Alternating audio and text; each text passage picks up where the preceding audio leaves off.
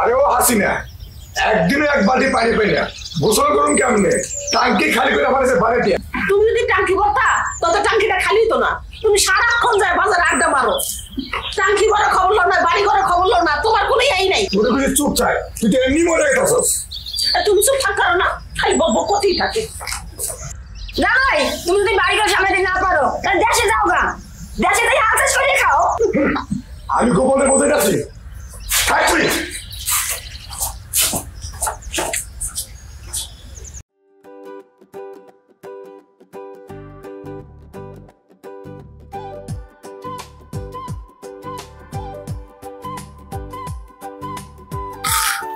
আহারে মালি, আজ তো গোসল না করেই খাওয়া লাগবে। আনে পানির ট্যাঙ্কি তো খালি করে দিস।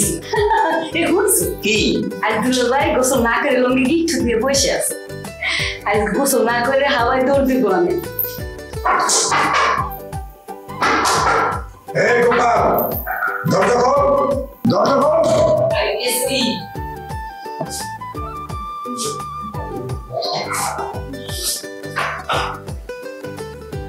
তোরে এখন মাইরা টাঙ্কির ভিতরে পানি গরম।